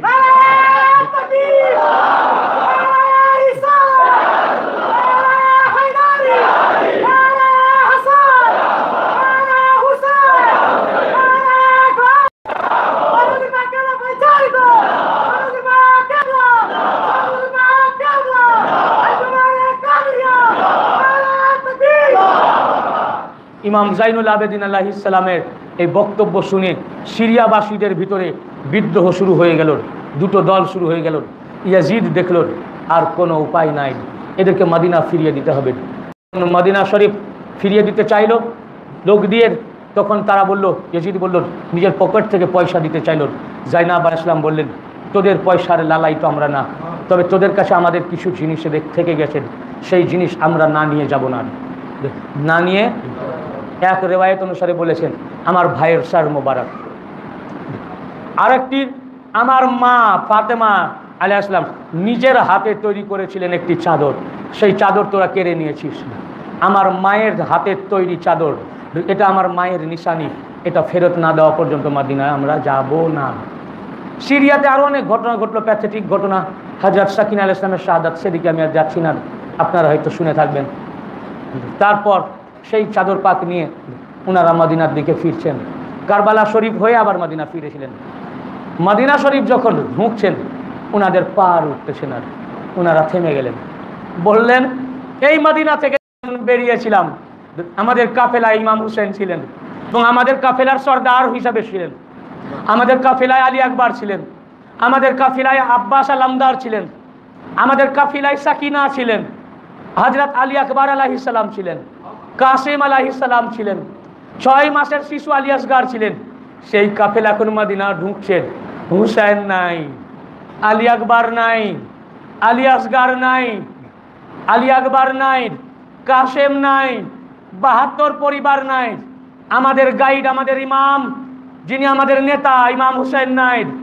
কোন মুখে মদিনায় ঢুকবো, কিভাবে মুখ দেখাবো, কার বাড়িতে উঠবো? মদিনাবাসী থেকে মদিনার লোক এগিয়ে আসলো ওনাদের রিসিভ করার জন্য। তারা ইমাম পাকদের এই কাফিলা পাক দেখে তখন মাতম করেছিল, মদিনাবাসীরা মাতম করেছিল। আমাদের এই মাতম মদিনাবাসীদের সুন্নাত, আহলে বায়তের সুন্নাত, আলে নবীর সুন্নাত। উম্মুল মুমিনিন উম্মে সালমা বললেন আমার গৃহে আসুন, আর অন্য সাহাবীরা বললেন আমাদের গৃহে আসুন। জাইনুল আবেদিন আলাইহিস সালাম বললেন না, আমরা নানা জানের কাছ থেকে বিদায় নিয়ে গেছিলাম, আমাদের অনেক অভিযোগ আছে, আমরা আগে নানার কাছে যাব। পুরা কাফেলা প্রথমে রওজায়ে রাসূলে হাজির হলেন। জাইনুল আবেদিন আলাইহিস সালাম বললেন, জাইনাব বললেন নানা আপনার কাছ থেকে বিদায় নিয়ে আপনার হুকুম মোতাবেক গেছি, আপনি আমাদের শাহাদাতকে কবুল করেন। আমার বাবা রোজে আজলে যে ওয়াদা করেছিলেন পুঙ্খানুপুঙ্খভাবে আমি নিজের চোখে দেখেছি। জাইনুল আবেদিন আলাইহিস সালাম যুগের ইমাম বললেন ইয়া রাসূলুল্লাহ আমি শাহাদাত দিতেছি, আমি নিজের চোখে দেখেছি আমার বাবা ইমাম হুসাইন পুঙ্খানুপুঙ্খভাবে আপনার কথা পালন করে গেছেন, রোজা আজলের ওয়াদা পালন করেছেন, আমার বাবার পাকে বিন্দু মাত্র টলমল হতে দেখিনি। ইয়া রাসূলুল্লাহ আমার বাবা ও পুরা আলে মুহাম্মাদের শাহাদাতকে কবুল করুন। আপনার পুরো পরিবার লুণ্ঠিত, আপনার ঘরের মহিলারা বেপর্দা, আপনার ঘরের সন্তানেরা আজকে নির্যাতিত, নিপীড়িত, অত্যাচারিত, আপনার উপরে কিয়ামতের দিনে বিচারের দায়িত্ব থাকলো। তারপর উনার নানি যান হযরতে উম্মে সালমা রাদিয়াল্লাহু আনহার গৃহে গেলেন। রাসূলে পাক বললেন, কিয়ামতের দিনে আল্লাহ পাক এর হক বিচার করবেন। আনাসিরুশ শাহাদাতাইন কিতাবের মধ্যে দেখুন কিরকম হক বিচার হয়েছে আপনাদের প্রতি। এটা না শুনলে আপনারা বুঝতে পারবেন না যে হুসাইন কে ছিলেন আর ফাতেমা কে ছিলেন। কিয়ামতের দিনে আনাসিরুশ শাহাদাতাইন কিতাব, কোন কিতাব? আনাসিরুশ শাহাদাতাইন কিতাবের মধ্যে বর্ণিত হয়েছে যে লেখক লিখেছেন যে কিয়ামতের দিন যখন সমস্ত হাসারবাসী থাকবে 70 জন। এই হাদিস ইমাম বুখারীও রিওয়ায়াত করেছেন। কে? ইমাম বুখারীও রিওয়ায়াত করেছেন। 70,000 হুর পরিবেষ্টন করে খাতুনে তাহার পাককে পুলসিরাত পার করে নিয়ে যাবে জান্নাতের দিকে। যখন আরশে মুআল্লার কাছে আসবেন, খাতুনে জান্নাত পাক দাঁড়িয়ে যাবেন। যখন 70,000 হুর পরিবেষ্টন করে নিয়ে যাবে, হাদিসে পাকে আছে রাসূল পাক সাল্লাল্লাহু আলাইহি ওয়াসাল্লামের সাথ ফরমিয়েছেন, আল্লাহ পাক বলবেন, হে হাসারবাসী, তোমাদের মস্তক অবনত করো, তার কারণ সমস্ত জান্নাতের মহিলাদের রমণী তোমাদের সামনে দিয়ে যাবেন। যদিও 70 জন হুর পরিবেষ্টন করে থাকবে, ওনাকে কেউ দেখতে পাবে না, তাও আদাবের জন্য বলা হবে, আল্লাহ পাকের তরফ থেকে ঘোষণা দেওয়া হবে, মাথা ঝুঁকাও। আমরা মাথা ঝুঁকিয়ে থাকবো। খাতুনে তাহার পাক 70 জন হুর পরিবেষ্টন করে পুলসিরাত যাওয়ার আগে আরশে মুআল্লার নিচে দাঁড়িয়ে যাবেন, আরশের পায়া ধরে দাঁড়িয়ে যাবেন। ওনার ডান কাঁধে একটা কাঁধে থাকবে ইমাম হাসান আলাইহিস সালামের 20-এর নিশানি হিসাবে সবুজ রঙের জামার, আর বাম কাঁধে থাকবে কারবালার ইমাম হুসাইন আলাইহিস সালামের রক্তাক্ত জামার, আর ওনার মাথায় থাকবে মৌলা আলী মুশকিল কুশা আলাইহিস সালামের শাহাদাত পাকের ওই রক্তাক্ত আমামা মুবারক। আর আরশের পায়া ধরে খাতুনে জান্নাত পাক বলতে থাকবেন, আয় আল্লাহ পাক, আমার উম্মতের জন্য আমার স্বামীকে তোমার রাস্তায় দিয়ে দিয়েছি, আমার বড় ছেলেকে দিয়ে দিয়েছিলাম, এই দেখো তার নিশানি, আমার ছোট ছেলে হুসাইনকে দিয়েছি, এই দেখো তার নিশানি। হে খোদা, আজ আমি এর হক বিচার চাই। খাতুনে জান্নাত পাক কি বলবেন? রে আল্লাহ, আজ আমি এর হক বিচার চাই। আরশের পায়া ধরে যখন এই কথা বলবেন, 70,000 হুর ক্রন্দন করতে থাকবেন এবং পুরো হাসরের ময়দানের সমস্ত মুমিনিন ও মুমিনাত মাতম করতে থাকবেন। ভাই, মাতম শুধু খাসেমেনপুর খানকা শরীফে নয়, কিয়ামতের ময়দানেও মাতম পাক হবে। যখন তারা ক্রন্দন করবেন আর খাতুনে তার পাক যখন দাবি করে বসবেন, হে আল্লাহ, আজ আমি আমার এই 2 ছেলে আর আমার স্বামীর হক বিচার চাই, তখন আল্লাহ পাক কাহার রূপ ধারণ করবেন। আল্লাহ পাক রাগান্বিত হয়ে যাবেন। সমস্ত পয়গম্বরগণ নূরের চেয়ারে বসে থাকবেন।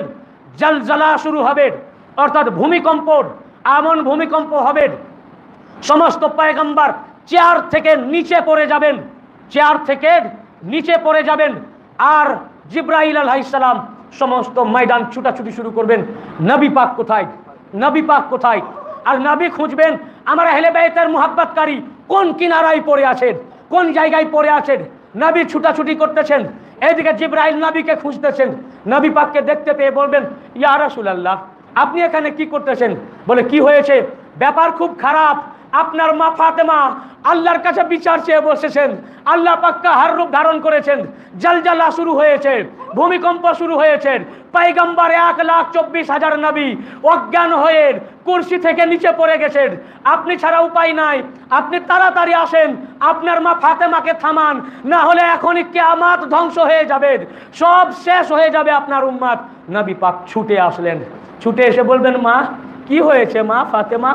খাতুনে তারপর বলবেন, আব্বা, আমি কি আজকেও বিচার চাইবো না?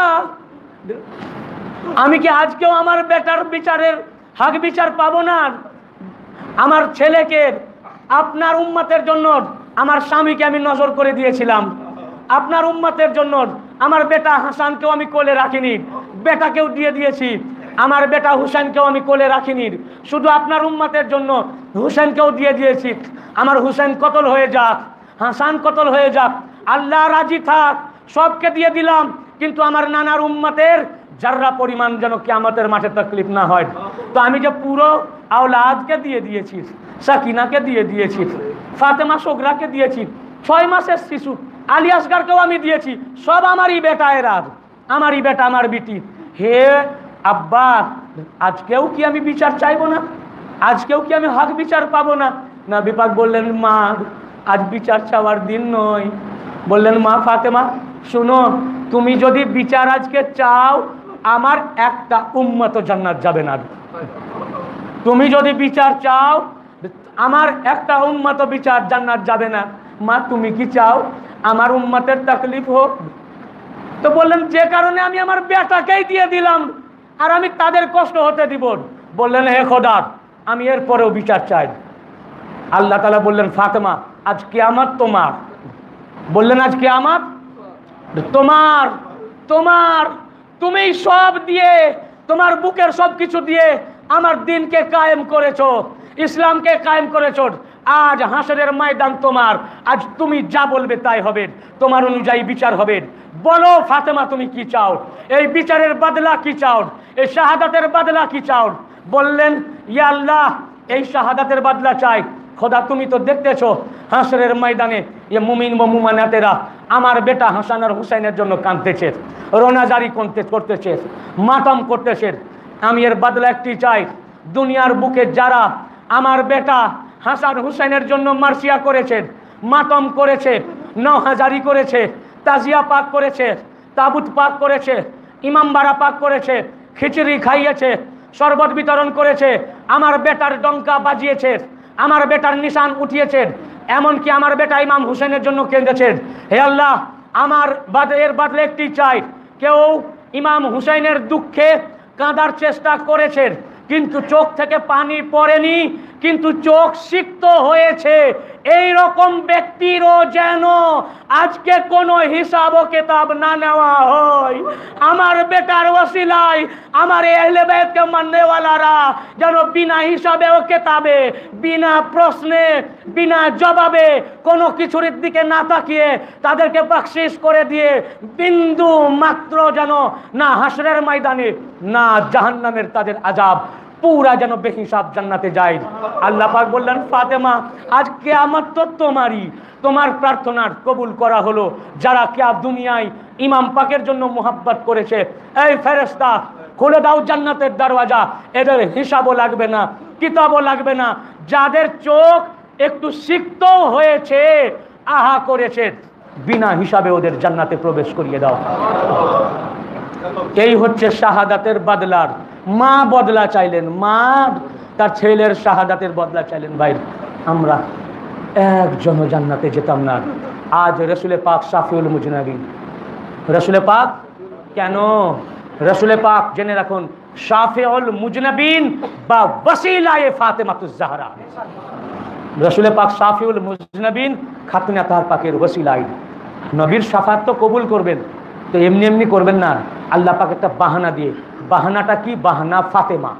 আর ফাতেমার বাহানা কি? যে এই লোকটা কেঁদেছে, এই লোকটা তাজিয়া পাক তৈরি করেছে আমার বেটার জন্য, এই লোকটা বাঁশ কেটেছে, এই লোকটা কাগজ জড়িয়েছে, এই লোকটা শরবত পান করিয়েছে, এই লোকটা নিশান তুলেছে। সব ইমাম পাকের ওসিলায় খাতুনে জান্নাত পাক শাফাত করবেন। আল্লাহর রসুলের শাফাত কবুল হবে ফাতেমাতুজ জাহরার ওসিলায়। তাই আমি বলি মুহাম্মাদুর রাসূলুল্লাহ সাল্লাল্লাহু আলাইহি ওয়া সাল্লাম শাফিউল মুজনাবিন বা ওসিলায়ে ফাতেমাতুজ জাহরা।